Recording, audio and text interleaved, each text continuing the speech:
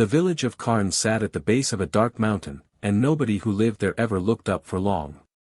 It was not that the mountain was ugly.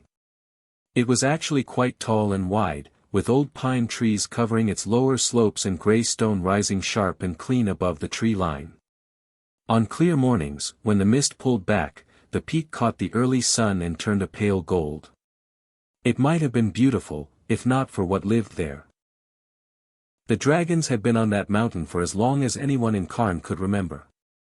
The oldest woman in the village, a dry and quiet person named Agnes, said her own grandmother had spoken of them. 3 dragons.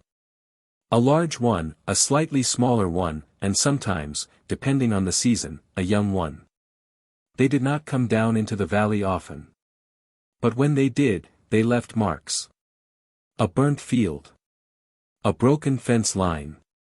Once, many years ago, a missing horse that was never found. So the people of Karn had made a simple rule. You did not go near the mountain. You did not walk the upper path after dark. You did not call attention to yourself when the dragons were circling. You kept your head down and you went on with your life, and you were grateful that the dragons, for the most part, seemed to feel the same way about you. It was a quiet arrangement. It had lasted 100 years. Nobody saw a reason to change it. Grant arrived on a Tuesday, in the late afternoon, when the light was going orange and the road into the village was still soft from the previous night's rain. He came on foot, which was unusual. Most travelers who passed through Karn came by cart or on horseback, moving between the larger towns to the east and west. Grant walked, which meant he was either very poor or very comfortable, and he did not look poor. He carried a wide canvas pack on his back, worn smooth at the straps, with small bundles of dried plants tied along the outside in neat rows. His boots were old but good. His coat was plain. His face was the kind of face that did not announce itself, not young, not old, not particularly striking. He looked like a man who spent a lot of time outdoors and had stopped noticing the weather. He found the village inn without asking directions, ordered a meal and a room, and sat by the window while he ate. That was where he first saw the mountain. It filled the window almost completely, dark and wide against the evening sky. He could see the tree line clearly, and above it the bare rock, and above that, just at the ridge near the highest point, a shape that was not rock. It was large and still, and it had wings folded against its back like a cloak pulled tight. Even at that distance Grant could see it clearly. It was a dragon. Sitting. Unmoving. He watched it for a long time. The innkeeper, a wide man named Bart, came to collect the empty plate and noticed where Grant's eyes were fixed. "Don't stare at them," Bart said, not unkindly. "They don't like it." "How do you know?" Grant asked. Bart looked at him the way people look at someone who has just asked a question that has an obvious answer. "Because we've been here a long time," he said. "And we've learned." Grant nodded slowly and looked away from the window. But he thought about what he had seen.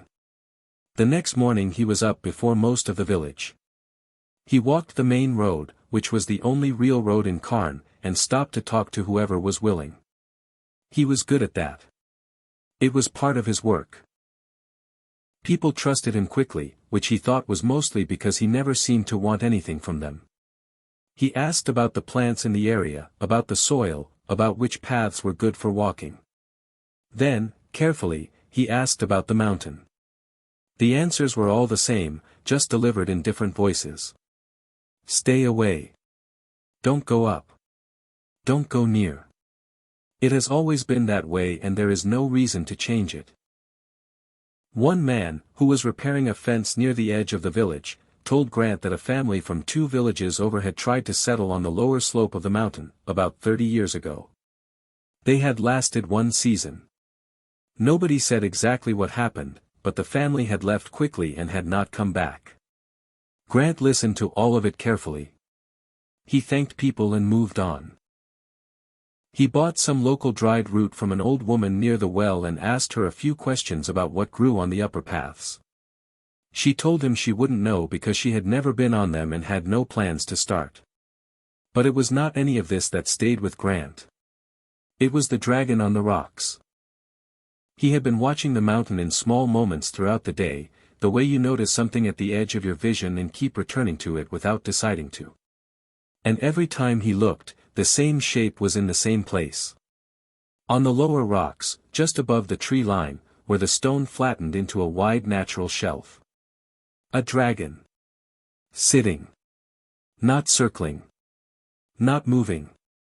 Just sitting in the same spot, in the same position, through the full turn of the morning into afternoon. He knew animals. It was the core of his work. He knew how they moved and how they rested and what it looked like when something was wrong. A healthy creature, even a resting one, shifted. It adjusted its weight. It lifted its head.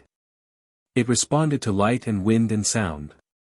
It was alive in small constant ways that you could see if you watched. The dragon on the rocks was not doing any of those things. By late afternoon, Grant was sitting on a low stone wall at the far edge of the village, eating an apple and watching the mountain with no pretense of doing anything else. Agnes, the oldest woman in the village, came and sat beside him without being invited.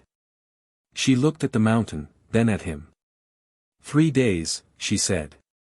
Grant looked at her. That one on the lower rocks, she said. It has been sitting there for 3 days. Maybe 4. She folded her hands in her lap. The others fly in the morning. That one does not. Is that normal? Grant asked. Agnes was quiet for a moment. No, she said. It is not. Grant looked back at the mountain. The shape on the rocks was dark against the pale stone, perfectly still in the fading afternoon light. He finished his apple. He did not say anything else.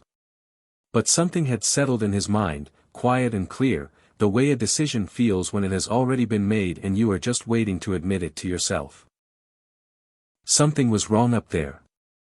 And Grant was the kind of man who could not know that and walk away.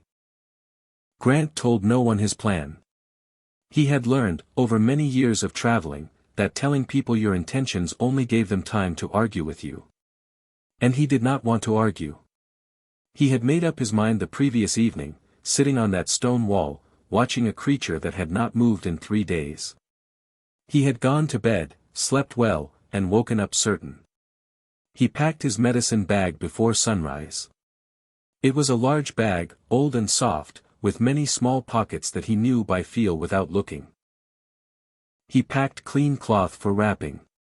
He packed a tin of drawing salve that worked on deep wounds. He packed 3 different bundles of dried herbs, one for infection, one for swelling, one that could be burned to calm an animal that was in pain. He had used that last one on horses and once on a very large and very unhappy goat. He did not know if it would work on a dragon. He packed it anyway. He was lacing up his boots when Bart knocked on the door of his room. "You're up early," Bart said. "I'm always up early," Grant said. Bart looked at the packed bag on the bed. He looked at Grant's boots.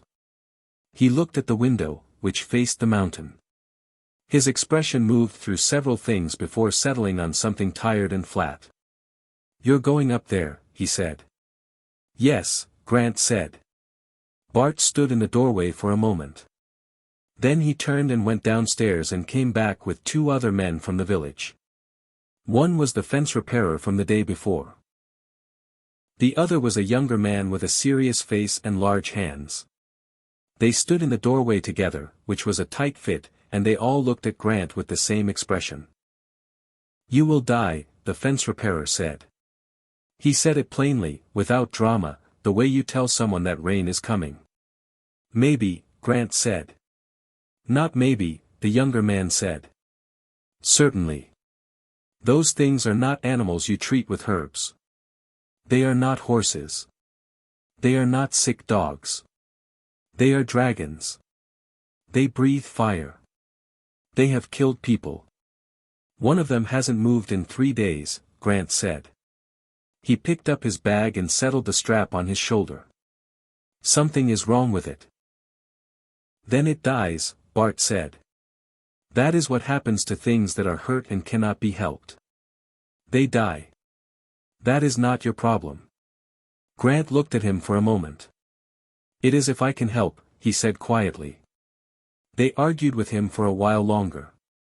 Other villagers came when they heard the talking, and some of them joined in. Agnes sat in a chair near the door and said nothing at all, which Grant found more respectful than the rest. A woman told him that her father had lost 2 sheep to the dragons 20 years ago and that nobody in this village owed those creatures anything. A man said that even if Grant reached the mountain alive, the elder dragon would kill him before he got close enough to do anything useful. Grant listened to all of it. He did not get angry. He did not argue back. When they were done he thanked them for their concern, stepped through the doorway, and walked out into the cool gray morning. Nobody followed him. He heard Bart say something behind him, but the words blurred into the sound of his own boots on the road and he let them go. The path to the mountain was not well kept. It had probably been a proper trail at some point, but years of no use had let the grass grow back across it and the edges had softened into rough ground. Grant followed it by the shape of the land more than by any clear markings. The mountain grew larger as he walked. That was a thing people forgot when they looked at mountains from a distance. They grew. They kept becoming more than you expected. What had looked like a manageable slope from the village window was, up close, a steep and serious climb with loose rock in places and thick old roots crossing the path like ropes. He walked for about an hour before he reached the tree line. He stopped there and looked up. He could see the flat shelf of rock above, and he could see the dragon on it. From here it looked different than it had from the village. Larger, obviously. But also more clearly wrong. The wings were not folded neatly the way a resting dragon folded its wings. One wing was tucked close. The other hung at an angle that looked unnatural, drooping slightly off the edge of the rock in a way that suggested the creature was not choosing that position. It had simply stopped. Grant exhaled slowly. Then he climbed. The trees gave way to open rock and the wind came in properly, cold and direct. His legs were working hard and his breath was steady and measured. He kept his eyes on the shelf above and his hands ready on the rock when the angle got steep enough to need them. He heard the elder dragon before he saw it. It came from above and to the left, a sound that was not quite a roar yet, more like a warning. A deep, rolling vibration that Grant felt in his chest before his ears fully registered it. Then Scar came over the ridge. Grant had seen drawings of elder dragons in old books. He had thought the drawings were exaggerated. They were not. Scar was enormous. His body was the dark gray of old iron, scarred across the chest and shoulders in pale lines that told the story of a very long life lived without backing down. His wingspan, even half open, blocked a significant piece of the sky. His eyes were amber, sharp, and completely without confusion. He knew exactly what Grant was. He knew exactly what Grant was doing on his mountain. He landed on the path directly in front of Grant and roared. It was not a warning this time. It was the full thing. The sound came down like something physical, like a wall of pressure that hit Grant in the chest and face and made his eyes water. Loose stones scattered off the path. A bird somewhere below exploded from a tree and did not come back. The sound rolled down the mountain and Grant was quite sure it reached the village, because there was simply nowhere else for it to go. Grant stopped walking. He stood completely still and let the sound finish. His heart was loud in his ears. His hands wanted to shake and he let them want it without letting them do it. He breathed in slowly through his nose. He breathed out through his mouth. He did it again. Scar watched him with those amber eyes, head lowered, waiting for the running to start. Grant reached into the side pocket of his bag. Slowly. No sudden movement. His fingers found the bundle of healing herbs, the ones for infection, tied with a thin cord, still smelling strongly of the dried flowers at the center. He pulled it out and held it forward with both hands, arms extended, palms up. He did not speak loudly. He said, in a calm and ordinary voice, "I am not here to hurt anything." Scar did not move. Grant did not move. The wind came across the open rock between them and moved Grant's coat and moved nothing else. Grant waited. Scar did not step aside quickly. He stood in the path for a long time, eyes fixed on Grant, reading him the way old and intelligent creatures read things, not just the surface, but the weight behind it. Grant kept his arms extended, the herb bundle in both hands, and did not move. The wind was cold. His arms were getting tired. He did not lower them. Then Scar moved. It was not a large movement. He simply shifted his body to the left, just enough to open the path. He did not look away from Grant while he did it. His eyes stayed on Grant's face the whole time, steady and unblinking, and Grant understood clearly that this was not permission so much as a test. Scar was not standing down. He was watching to see what Grant would do with the space he had been given. Grant walked forward slowly. He kept his steps even and unhurried, the way he moved around frightened animals, no sudden direction changes, no noise, nothing that could be read as aggression or panic. He passed within a few feet of Scar. He could feel the heat coming off the dragon's body even in the cold mountain air. He did not look up at Scar's face as he passed. Looking directly at a creature that was already uncertain about you was rarely a good idea. He looked at the path ahead and kept moving. The flat rock shelf opened up ahead of him and he stepped onto it. He saw Vera first. She was larger than he had expected, a deep brown gold color with scales that caught the pale morning light in small flashes. She was positioned at the far edge of the shelf with her body curved slightly inward, and it took Grant a moment to understand that she was not just standing there. She was positioned around something. Protecting it. Then he saw Pip. The hatchling was small compared to the adults, though still larger than any horse Grant had ever stood beside. Pip was curled on the rock with both wings pulled close, except that one wing was not fully pulled close. It extended slightly at an awkward angle, and across the upper membrane, running from near the joint down toward the outer edge, was a deep gash. The wound was several days old. The edges had darkened and the tissue around it had swollen and pulled tight. There was no fresh blood, but the area had the look of something that was not healing. It was fighting something it was losing against. Grant stopped walking and looked at it carefully from where he stood. Vera watched him with golden eyes that did not blink. He could feel Scar behind him, still on the path, still watching. Grant crouched down slowly, bringing himself lower, making himself smaller. He set his bag on the rock in front of him and opened it without rushing. He took out what he needed and laid each item beside the bag in the order he would use it, the clean cloth first, then the tin of drawing salve, then the herb bundle for infection. He looked at the wound again from his crouched position, measuring the distance between himself and Pip with his eyes. Then he began to move forward, still crouching, still slow. Vera made a sound. It was low and short, not quite a growl, more like a word in a language Grant did not speak. He stopped immediately and waited. Vera looked at him. He looked at the ground just in front of him, not at her face. Several seconds passed. Then Vera was quiet again. Grant moved forward.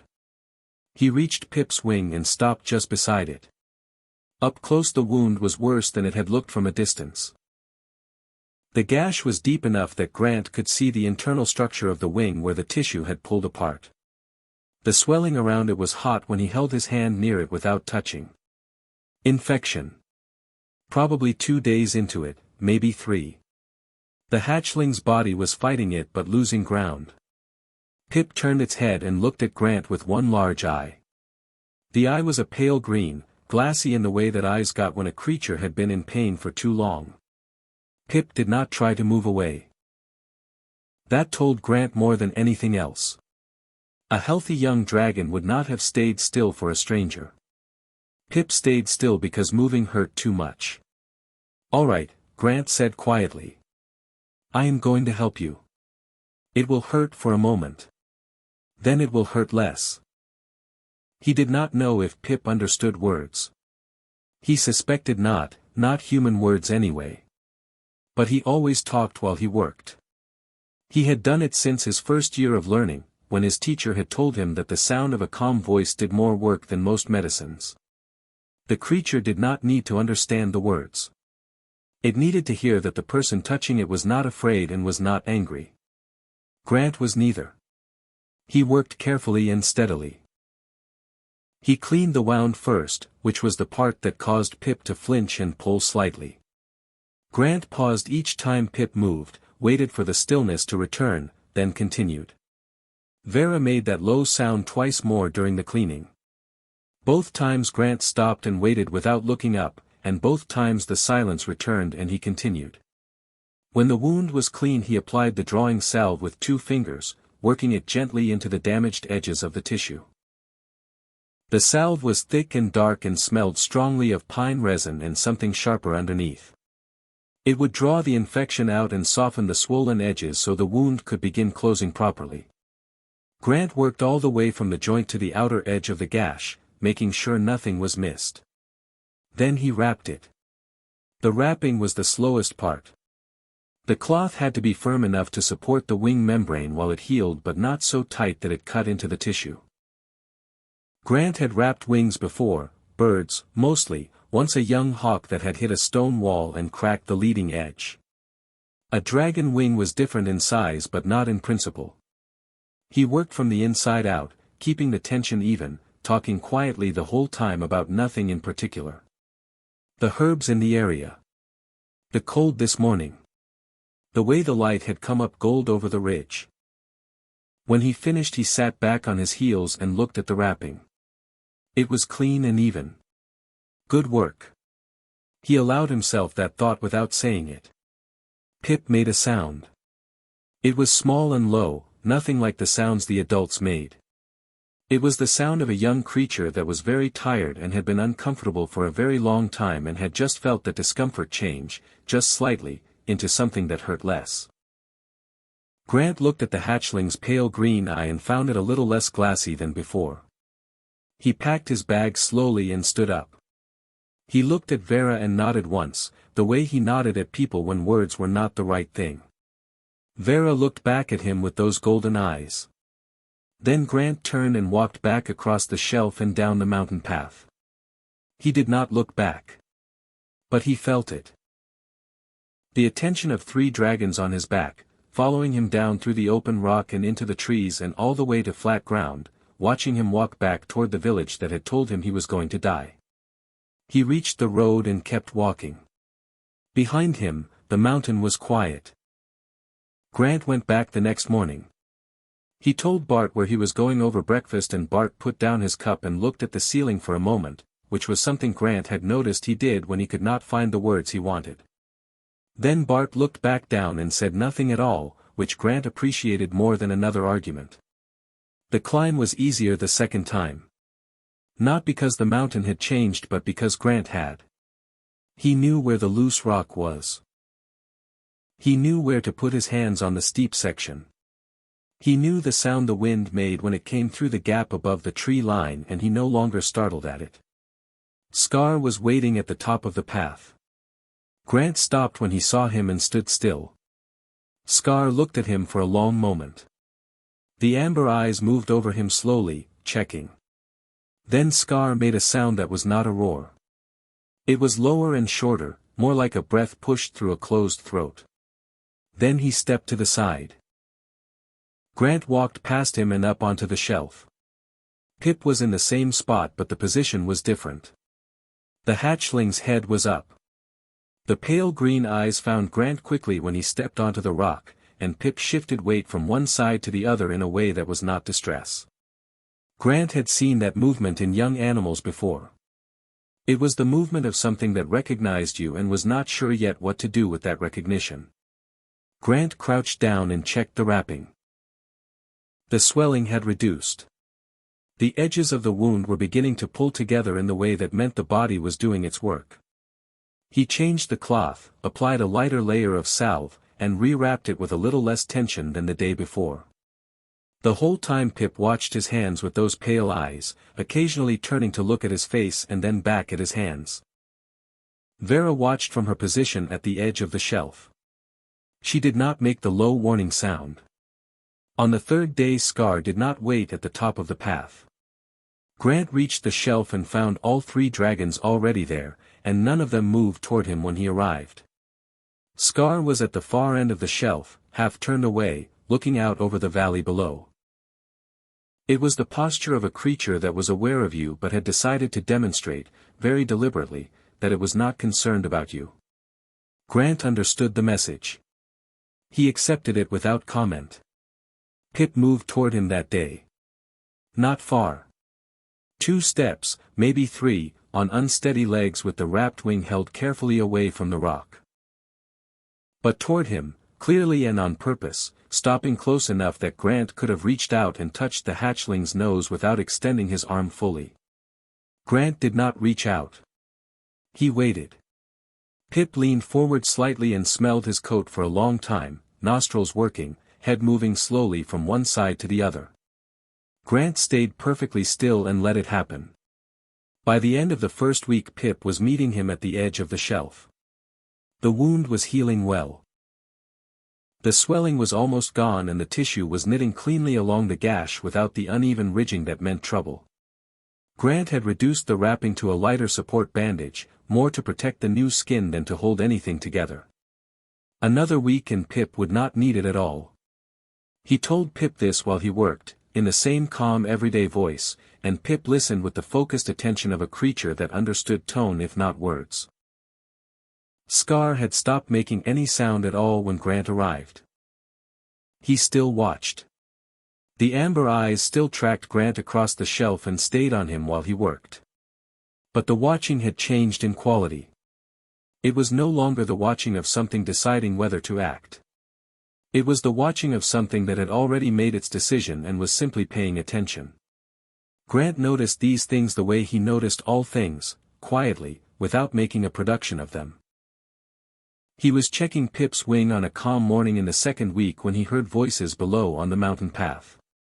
He heard them before he could make out words, several voices, male, moving with the loud confidence of people who were not trying to be quiet because they did not feel they needed to be. Scar heard them too. The elder dragon's head came up sharply and turned toward the path, and the amber eyes narrowed in a way Grant had not seen before. The men came up onto the shelf a few minutes later. There were 6 of them. They wore the colors of a lord from the larger town 2 hours east, a man named Aldrich who Grant had heard mentioned in the village as someone with a long interest in the mountain land and a longer history of getting what he wanted. The 6 men were armed. Not heavily, but clearly, swords at the belt, one with a crossbow across his back. They stopped when they saw the dragons and the stopping was not calm. It was the stopping of people whose bodies had decided to stop before their minds caught up. The largest of the 6 found Grant with his eyes and walked toward him, keeping the dragons in his side vision the whole time. "You are the herbalist," the man said. "From the village." "Yes," Grant said. "Lord Aldrich has sent us. He wants the mountain cleared. The dragons are a problem for the settlements in this valley and Lord Aldrich intends to resolve that problem." The man looked at Pip, then at Vera, then at Scar, and his jaw was tight. "We were told you know the nest. We want you to guide us." Grant looked at him for a moment. "No," he said. The man's expression did not change much. "Lord Aldrich is prepared to pay well." "No," Grant said again, in exactly the same tone. "These are dangerous animals. The Lord has authority over this land and the right to." "I said no," Grant said quietly. "I will not guide you. I will not help you. What you are planning to do on this mountain is your own decision, but I will have no part in it." The man looked at him for a long moment. Then he looked at the dragons again, and something in his face did a quick calculation. He turned back to his group and said something low that Grant did not catch. Then all 6 of them went back down the path without another word. Grant watched the path long after the sound of them had gone. Scar was still standing at the edge of the shelf, looking down the mountain with those narrowed amber eyes, completely still. Grant packed his bag slowly. He did not know how much time he had. But he knew, with the same quiet certainty he always felt when a decision had already made itself, that he had to move faster than those men. He said goodbye to Pip, who pressed a warm nose briefly against his shoulder. Then he ran. Grant ran down the mountain faster than he had ever climbed it. He took the steep section without slowing, using the rock edges with his hands the way he had learned going up, except now going down and fast and without the careful measured steps he normally used. His bag swung hard against his back. His boots hit loose stone and he adjusted without stopping. He had one thought and it was simple and it did not leave room for anything else. He had to get back up before those men did. He reached the village road at the bottom breathing hard and did not stop. He went straight through the village without turning toward the inn. Bart called something from the doorway. Agnes, sitting outside on her usual chair, watched him pass with sharp old eyes and said nothing. Grant did not stop for any of it. He hit the mountain path on the far side of the village and started climbing again. His legs were burning by the time he reached the tree line. He pushed through it anyway. The men had horses. He had seen them tied at the edge of the village when he came through. Horses could not climb this path, not the upper section, not with the loose rock and the angle of it. That meant the men would have to go on foot from the lower slope, the same as Grant. That was the only thing working in his favor and he held on to it and kept moving. He came up over the final ridge and onto the shelf at a pace that was not quite running but was everything short of it. All three dragons were there. Scar turned when Grant came over the ridge, the amber eyes finding him immediately. Grant was breathing too hard to speak properly but he did not need to speak. He pointed down the mountain. He held up 6 fingers. He made the shape of a sword at his belt with one hand. He did not know if Scar understood any of it. But Scar looked at him for a long moment, and then looked down the mountain, and the amber eyes narrowed in the way Grant had come to recognize. The elder dragon understood something. Maybe not the details. Maybe not the number or the weapons. But the meaning underneath all of it, that something was coming that should not be allowed to simply arrive, that Scar understood completely. Grant stood on the shelf and caught his breath and watched the path below. They did not have to wait long. The 6 men appeared at the tree line about 20 minutes later, moving in a group, the one with the crossbow now holding it rather than carrying it on his back. They climbed the open rock section slowly, picking their way with less confidence than they had shown coming down. The mountain felt different when you were going towards something instead of away from it. Grant had felt that himself the first time. They came up over the last section of path and stopped. Grant was standing at the entrance to the shelf. And beside him, and behind him, and spread across the full width of the shelf in a line that left no gap and no question, were the dragons. Scar stood directly to Grant's left, close enough that Grant could feel the warmth coming off his scales. Vera was to the right, her golden eyes fixed on the men with an expression that was not anger and was not fear and was something older and heavier than either. Pip stood between them, smaller but present, wings folded, pale green eyes steady. They did not move. They did not make a sound. There was no fire, no roar, no display of teeth or claws. They simply stood in a line and looked at the 6 men who had come up the mountain with swords and intent, and the looking was enough.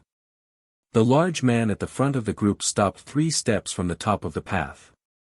The others stopped behind him. Nobody spoke. The only sound was the wind across the open rock and the distant call of something in the trees far below. The large man's eyes moved across the line of dragons slowly. Then they moved to Grant, standing among them with his medicine bag on his shoulder and his hands at his sides and his breathing almost back to normal. Something moved in the man's face. It was not a simple thing. It was the movement of a person who had come up a mountain with a clear plan and had arrived to find that the plan had not accounted for this. For a line of dragons that did not attack, did not retreat, did not do any of the things that made them manageable as a problem, and for a single unarmed man standing among them as though he belonged there, as though this were simply where he stood. The crossbow in the third man's hands drifted slowly downward. Grant looked at the large man and said nothing. There was nothing useful to say.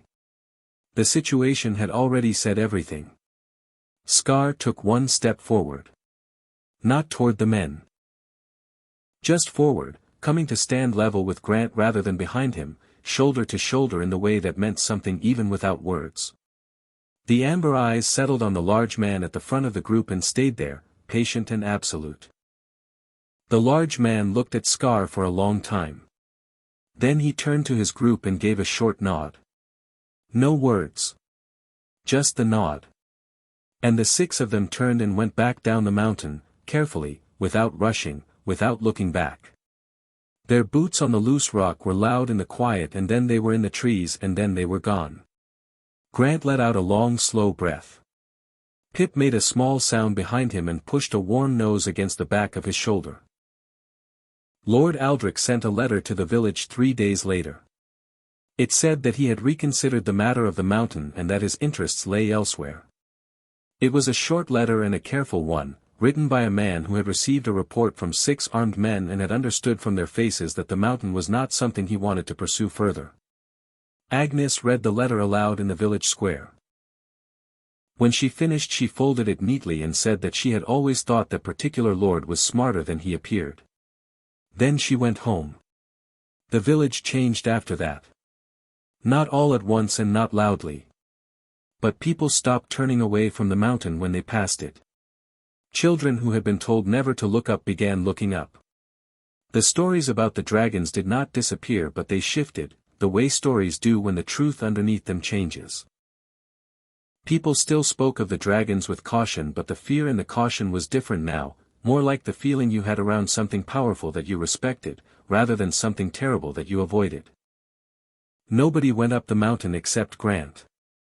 He went every day for another 2 weeks until Pip's wing was fully healed.